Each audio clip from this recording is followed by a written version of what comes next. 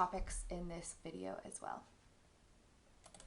All right, so part 3, like I said, mainly the oxyhemoglobin dissociation curve and then gas exchange at the muscle.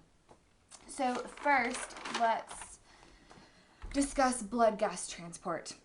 So let's talk about blood being able to dissolve in plasma first. Only about 3 milliliters of oxygen is able to dissolve in 1 liter of blood plasma. So let's say total blood or plasma volume in the body is about 3 to 5 liters. That means only 9 to 15 milliliters of oxygen can be dissolved. That's insufficient to meet the needs of the body's tissue. So there has to be another way in which we can have oxygen transported in the blood, and that's going to be hemoglobin. So we see up here this statement after capillary gas exchange in the lungs, which we talked about kind of in the last part, or part 2. We saw that oxygen was able to diffuse out of the alveoli into the capillaries surrounding the alveoli. But now that oxygen has to travel throughout the body. So we already said, yes, some of it can be dissolved in the plasma, but there has to be another way in which it's carried. And so hemoglobin will bind our oxygen, and it will be carried throughout the tissues. Carbon dioxide is also transported this way. So we have to have carbon dioxide carried from the tissues back to the lungs so we can exhale it. Hemoglobin will also bind carbon dioxide. And so we'll talk about that, or kind of these factors, later. Let's get into something kind of starting with that oxyhemoglobin curve. First, we see up at the top is hemoglobin can transport about 98% of our oxygen. That's a large amount. So it looks like only 2% of our oxygen is dissolved in the plasma. 2 terms here, oxyhemoglobin versus deoxyhemoglobin. So oxyhemoglobin is just any time there is oxygen bound to the hemoglobin, and then deoxy is when hemoglobin does not have oxygen bound to it. We look in this picture at the bottom, we see that hemoglobin, first remember the heme is the iron, and we see those red dots there, and then the globin is the protein portion. So this is our oxygen. So we have 2 oxygen molecules, basically equals 1 oxygen. And then we have them bound to each of the irons. One thing to keep in mind is each hemoglobin molecule can only bind 4 oxygens. So let's look at male versus female. So hemoglobin concentration basically determines how much oxygen is transported in the body, and eventually how much oxygen can get to the muscles. Males have a greater hemoglobin concentration than females. Males have about 14 to 18 grams of hemoglobin per 100 milliliters of oxygen, and then, milliliters of blood, and then females have about 12 to 16 grams of hemoglobin. So not that much different really, but that's one reason why males have a higher VO2 max, and while males can, it's basically just males can carry more oxygen to the tissues due to greater hemoglobin levels. Oh, this video at the bottom, if you're interested, it just explains oxyhemoglobin. It looks at oxygen transport throughout the body. But now let's get into kind of the bulk of this lecture. It's the oxyhemoglobin dissociation curve. So what is this curve? We can read the definition. Basically, the ability of hemoglobin to bind oxygen and then also release oxygen at the correct site. The correct site is just at the tissues. It's just explained by this curve here. So it just depicts the relationship between hemoglobin saturation with oxygen and the partial pressure of oxygen. So there has to be a stimulus for hemoglobin to reversibly bind oxygen at the lungs and then release the oxygen at the tissues. So that stimulus we'll discuss on the next few slides. There's going to be a stimulus that's going to cause this curve to shift back and forth. And when it shifts back and forth, that's going to determine how much oxygen gets to the body's tissues. So kind of let's start looking at the y-axis and the x-axis. So we have our y-axis, we see percent oxyhemoglobin saturation. So saturation is just how much oxygen is bound to the hemoglobin. And then again, oxyhemoglobin is hemoglobin that has oxygen bound to it. So I know that's a really kind of lengthy word and it sounds more confusing than it really is, but it's just the oxygen that is attached to the hemoglobin so it can be carried throughout the body. This here is talking about percent saturation though. So if we're at 0% saturation, that means there's no oxygen attached to the hemoglobin. So no oxygen attached to the red blood cell.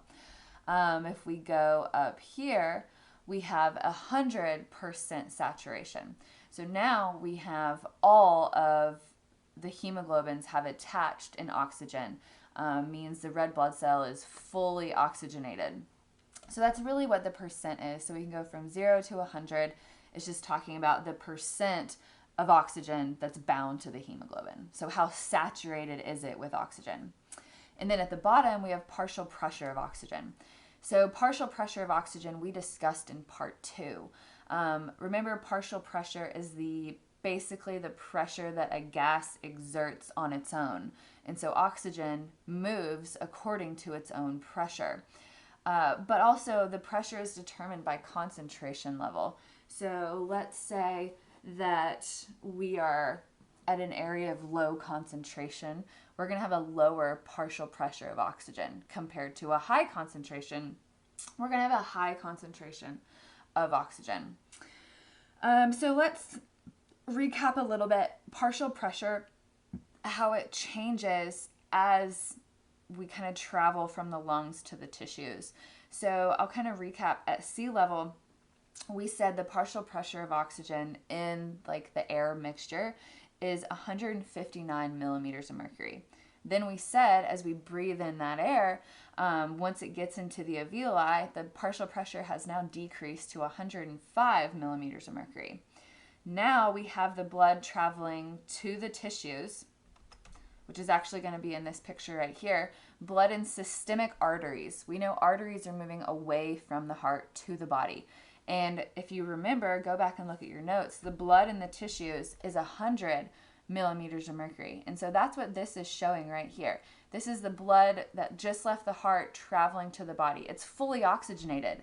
And so if you follow this line all the way up and then go over, we are 100% saturated. So the blood in our systemic arteries has basically those red blood cells, those hemoglobin have all the oxygen that can be attached to it. And now let's talk about, okay, blood that was traveling to the tissues we said was 100.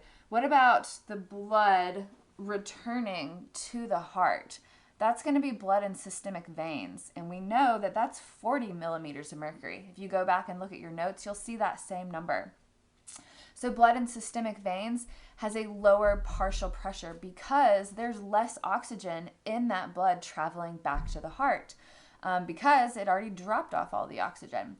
So we go up here and we see it's about 75% saturated. So not 100%, 75. One thing to keep in mind is this curve will shift depending on if we're exercising or at rest. So this curve here is kind of depict that we're at rest. And let's say the blood is now coming back to the heart. It's dropped off some oxygen, so now it's only 75% saturated.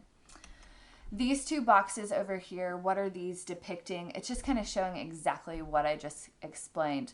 So partial pressure moves, it changes as we move through the body. So we started over here at 100%, not 100%, 100 millimeters of mercury. So that's the pressure that oxygen is exerting when it's in the systemic systemic arteries. And then we move to 40 millimeters of mercury in the systemic veins, and we see that now we have 75% saturation. This is the blood returning to the heart. Down here, let's look at partial pressure when we're at 20 millimeters of mercury. You're thinking, when would this occur? When would we only have 10% hemoglobin saturation? This could be when we ascend to altitude. The pressure is going to decrease, but we're still going to have some saturation. So yeah, but on the next slide, we'll explain this curve a little bit more. If you're still confused, which you may be, we'll kind of keep going with this topic. All right, so we already know we have a high partial pressure of oxygen at the lungs because we breathe this air in, and that air has a high pressure of oxygen. So when we're at the lungs, hemoglobin is 100% saturated. All that means is that hemoglobin has attached each hemoglobin molecule has attached its 4 oxygens. Even if partial pressure decreases slightly at the lungs, we still have full saturation. So this just kind of makes sure that even if the pressure changes a little bit, we'll still be able to attach those oxygen molecules to the hemoglobin. What about at the tissues? So it makes sense that the partial pressure of oxygen is high at the lungs because that's basically where most of the oxygen in our body is. It comes from the lungs. But now let's talk about what about at the tissues? So we have a low partial pressure at the tissues. So basically the reason why it's low is because oxygen is released from the hemoglobin and delivered to the tissues, and the tissues use it. So we know that aerobic metabolism, it requires oxygen to produce ATP. So that's where basically the oxygen is being used up. And if it's being used up, that's going to decrease the pressure there. Let's talk about from rest to exercise. So we're going to see some different numbers here. So we already know partial pressure at the tissues is about 40%. Again, we're using that oxygen. And then also we have 25% of the oxygen released from the hemoglobin. So this concept is similar to AVO2 difference, arterial venous oxygen difference. This is talking about the blood entering into a tissue versus the blood leaving a tissue. We're comparing the oxygen content between those two bloods. So the oxygen content is going to be high when it enters the tissue, and it's going to be lower when it leaves the tissue. But when we're at rest, the tissues only need a little bit of oxygen. So 75% remains attached. So we have hemoglobin remains 75% saturated at rest because only 25% of the oxygen is released. What about with exercise? So with exercise, partial pressure is going to decrease at the tissues, but now 90% of oxygen is released. So we have more oxygen being let go of the tissues because now the muscles are requiring more oxygen to function. So we have a low partial pressure because the muscle is using all of that available oxygen content. So hemoglobin basically just has to keep delivering more. It keeps delivering more oxygen. So it dumps more O2 as the pressure gets lower. So the lower the pressure is, hemoglobin is going to release more oxygen. This is beneficial for us as we keep exercising. So let's look at how does the curve shift. There are some factors that are going to affect the curve, basically affecting the strength at which oxygen binds to hemoglobin. So it's going to basically shift and then slightly reshape this curve. If you notice, this curve kind of has a sigmoidal shape. Sigmoidal shape just means a slight S curve, but that S curve is going to change based on, and this slide here talks about temperature. So with exercise, there's going to be a slight increase in our temperature. So with an increase in blood temperature, that curve is going to shift to the right. This here shows temperature in Celsius, and it shows starting at 50, but let's say, I'll give it in Fahrenheit. So 10 degrees Celsius is about 50 degrees Fahrenheit. 20 is about 68 Fahrenheit, 38 is about 100, and 43 is 109. So no, our blood temperature does not get up to 109 when we exercise, but there is a slight increase. So let's talk about what happens when our blood temperature increases. That's going to decrease affinity of hemoglobin for oxygen. So let's talk about what does affinity mean. Affinity means how easily or readily hemoglobin acquires or binds oxygen. So it's the attractiveness of hemoglobin to oxygen. So what happens when there's a decreased affinity of hemoglobin for oxygen? Basically, more oxygen is let go. So more oxygen releases off the hemoglobin because the hemoglobin can't bind any more oxygen. It just has to let go of it. But this is beneficial. This is important because we need increased oxygen during exercise. And this curve basically depicts that oxygen will let go of the hemoglobin. So let's look at the picture. So basically we get what the bullet points are saying, but how does it relate to the graph down here? So we see here partial pressure of oxygen. So as our temperature increases, you look that the saturation of the hemoglobin decreases. And if the saturation decreases, it just means more oxygen is released. So as the temperature, so we see up here, we have 100% saturation, let's say, with the temperature is lower. So if we have an increased temperature, we have more saturation because the hemoglobin does not need to release oxygen if the temperature is low. But as the temperature increases, the hemoglobin is more likely to release the oxygen. You see over here, now it's less saturated. So we have like 60% saturation as we have the temperature increase. Partial pressure also changes slightly too. So partial pressure will change and it'll be lower when we have this colder temperature, and then as the partial pressure gets higher, we have less saturation. So again, what you need to know about this slide here is that increased temperature with exercise is going to shift the curve to the right, decreasing the affinity of hemoglobin for oxygen. Again, it just means oxygen is going to let go of the hemoglobin and be delivered to the tissues. What about acidity? Acidity will also change how this curve moves, and it's going to move in the same direction. It's going to shift the curve to the right. So both temperature and acidity will increase during exercise. We're going to assume this is high intensity anaerobic exercise, which is going to cause greater acidity levels. So acidity is measured in pH. So over here we have low acidity, which means we have a higher pH. As we start exercising harder, acidity increases. And if acidity increases, that's going to drop the pH level. That's going to shift the curve to the right. So you see this curve looks a little bit different than the temperature curve did. Again, each product will change the shape of the curve slightly. But the same thing's going to happen. We're going to have decreased affinity of hemoglobin for oxygen, which just results in greater delivery. So this just says that hemoglobin cannot acquire any more oxygen, but it can let go of the oxygen. What is this called? This is called the Bohr effect. What is the Bohr effect? The Bohr effect has to do with hydrogen ions, and that's what the acidity is. So with an increased in high intensity exercise, we're going to have an increase in hydrogen ions. That's going to decrease our blood pH. So it's going to increase our acidity level. How does this work? The hydrogen ions are now going to bind to the hemoglobin. That's going to decrease oxygen binding. So more oxygen is released and delivered to muscles.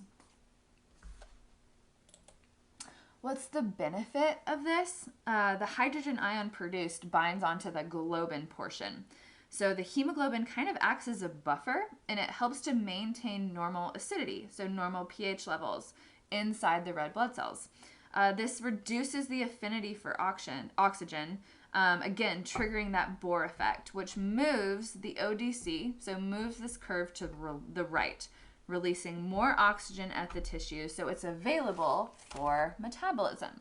So again, there's a benefit of this. As the hydrogen ions bind, it decreases the ability of oxygen to bind, resulting in more delivery to the muscle. One more factor to discuss that's going to shift this curve. And so what this is going to be is a byproduct of anaerobic glycolysis. So let's first start with red blood cells. And red blood cells actually have no mitochondria. So they have no powerhouse that's able to produce energy. So they have to derive their energy from a byproduct of anaerobic metabolism. What is that byproduct? It's called 2,3-diphosphoglycerate. We'll just call it 2,3-DPG. And so this is produced with anaerobic glycolysis. So it only is produced with high intensity exercise, not low intensity. We have to be using glycolysis as the main energy source for this byproduct to be produced. It also is only produced with acute high intensity exercise or prolonged moderate aerobic exercise. We will have some production. So what happens here when this byproduct is produced? We'll have an increase in, well, obviously there's an increase in this byproduct, which shifts the curve to the right. It acts the same way as acidity and temperature does. It's going to decrease the affinity of hemoglobin to attach an oxygen. If we look at the curve over here, again, we see a slightly different shape than the last two graphs. So here we are at rest. We have no 2,3-DPG byproduct. But as we start exercising, there's an increase. So an increase which causes that curve to shift to the right. So if you notice, there's less saturation here. If there's less saturation, it means we have more oxygen released off of those hemoglobin. So let's talk about what happens or how do we get higher resting levels of this byproduct, because apparently it's beneficial. If it increases oxygen delivery, we would probably want more of this byproduct to be produced. Well, interesting fact is that resting levels are higher in athletes. So if you consider yourself an athlete, if you exercise pretty consistently at high intensities, you probably have an elevated resting level of this byproduct. And those who live at high altitudes. So if you're living at a high altitude right now, your resting levels have increased from where they were in Lubbock. Why is this? We talked about altitude in part 2. We talked about how that it's harder to extract oxygen from the air and get that oxygen to our tissues because of the lower pressure. So since that pressure is lower at altitude, which we can also notice here in this graph, with a lower pressure, we're going to have decreased saturation, which means increased levels or increased oxygen is released. So we just need more delivery of oxygen to our tissues if we're at altitude. And then also athletes benefit from greater oxygen delivery as well. So that's kind of all we're talking about with this curve. If you're still confused, there's a really good video that I'll show on the next few slides. It will discuss this curve a little bit more. But really what I want you to write about is what happens with exercise. I think that's the question. So with high intensity exercise, how is this curve affected? So you do want to mention temperature, acidity, and this byproduct, the 2,3-DPG. You want to talk about how it shifts the curve to the right, but what does that actually mean? What does that mean regarding hemoglobin and oxygen and partial pressures? So just kind of discuss all of that. If you need more help, there are also some videos on YouTube that you can Google, not specifically on my channel, but just in general, you can Google this curve and you'll find some really good videos that discuss it. But we're going to move on to carbon dioxide transport. All right, there are 3 methods at which carbon dioxide can be transported. You have to remember, not only oxygen has to be transported throughout the body, we have to get rid of carbon dioxide produced in the cells. So our cells produce CO2, especially with exercise. We learned in chapter 3 with aerobic metabolism that CO2 is a waste product. It's innocuous, which means it's harmless, but we do want to get rid of it. So how do we do that?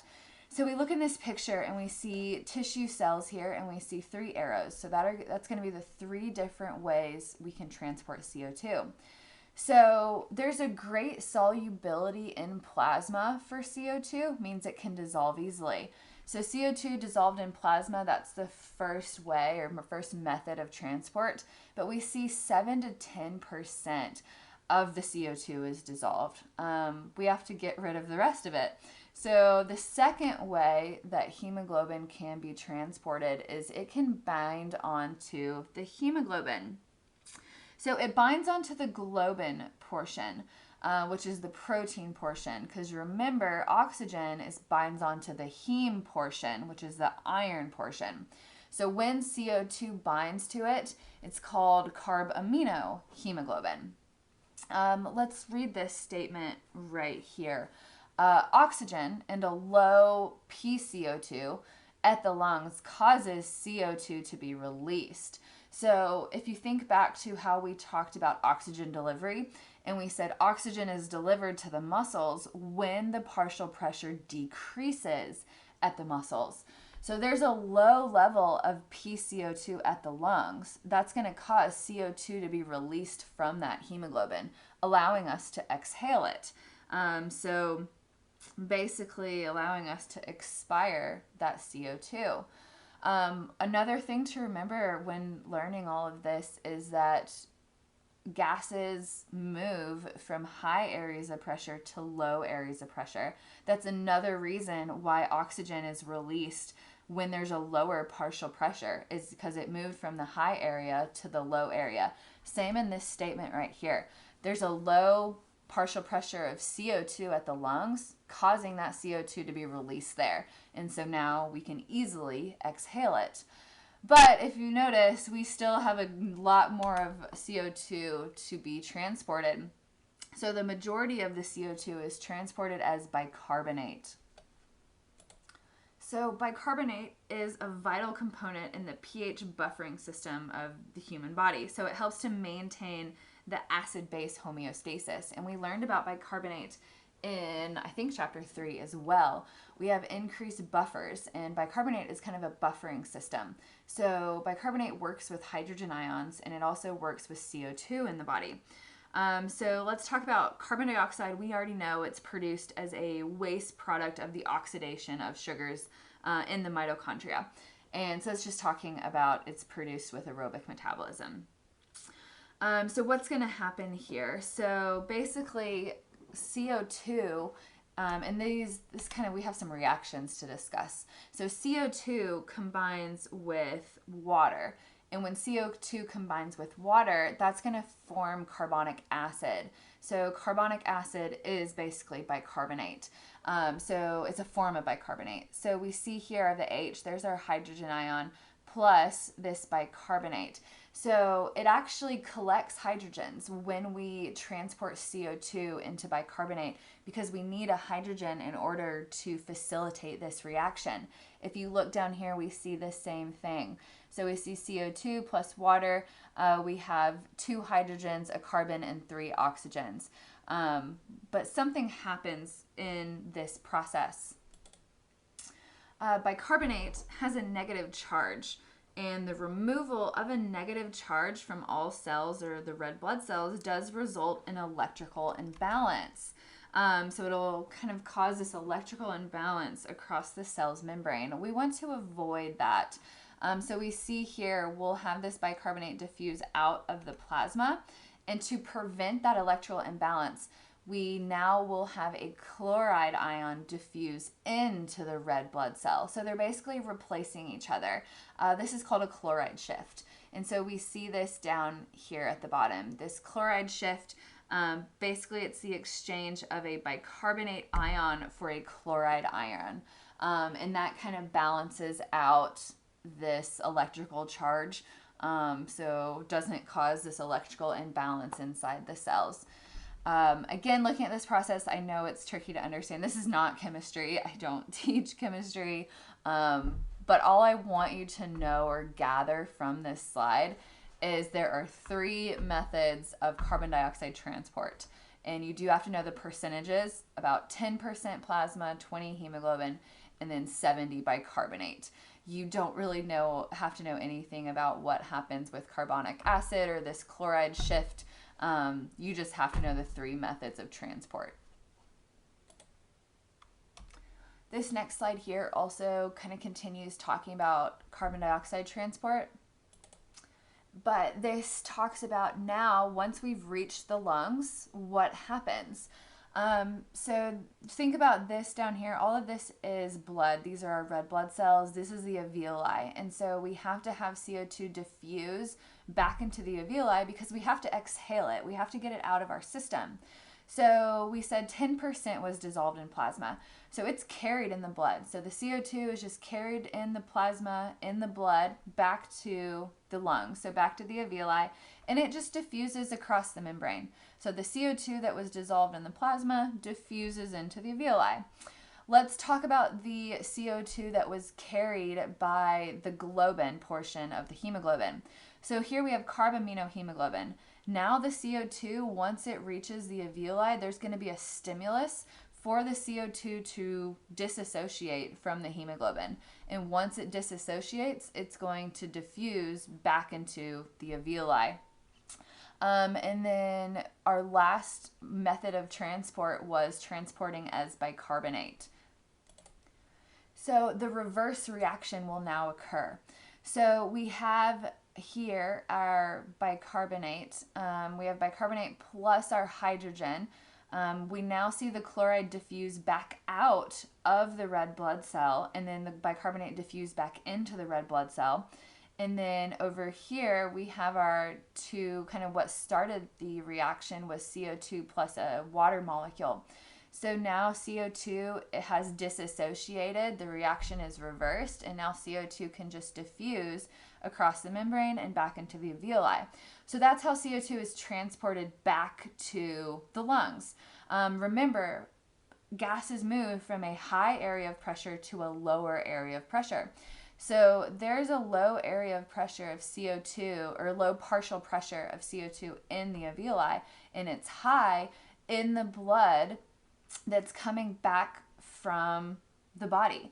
So the blood that came back from the body, that venous return, it's going to be high in CO2, and we have to rid that. So it's sent to the lungs, and here we go. The CO2 diffuses back into the alveoli, and then we can exhale and get rid of it. So that's basically CO2 transport.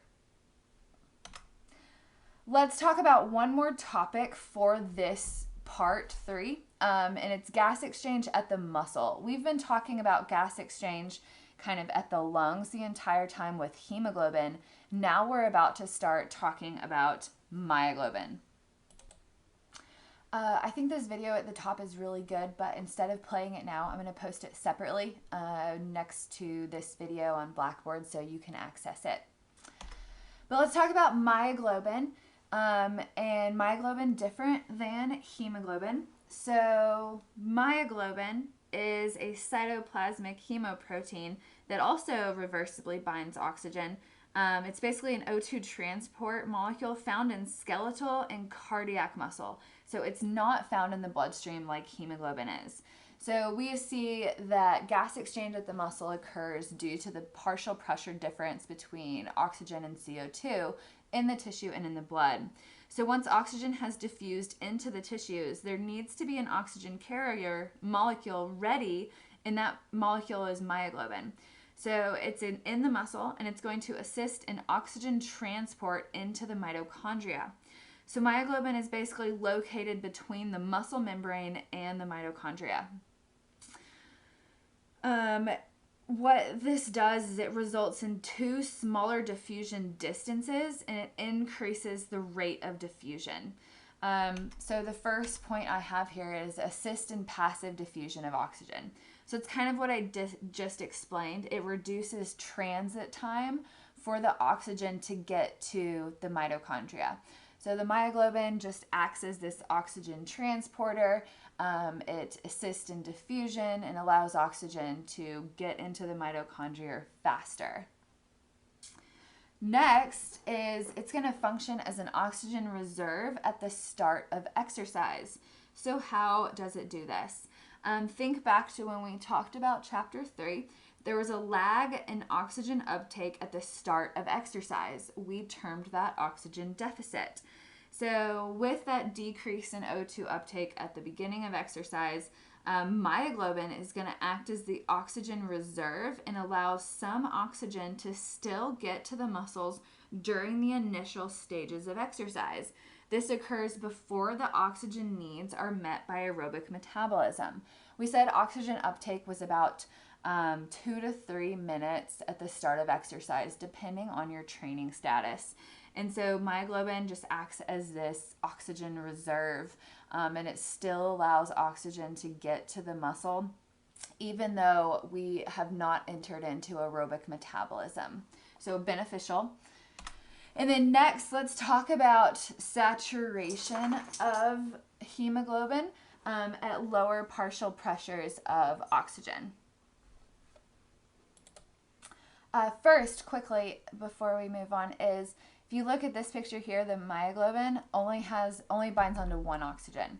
So it only binds one oxygen, where we said hemoglobin bound 4 oxygen. But myoglobin actually has an edge over hemoglobin, even though it binds less oxygen. So let's talk about why. Let's look at our oxyhemoglobin dissociation curve. So we said when we are talking about hemoglobin, it has a sigmoidal shape, so that S curve, which means at a lower partial pressure of oxygen, we have less saturation. And that's kind of the downside.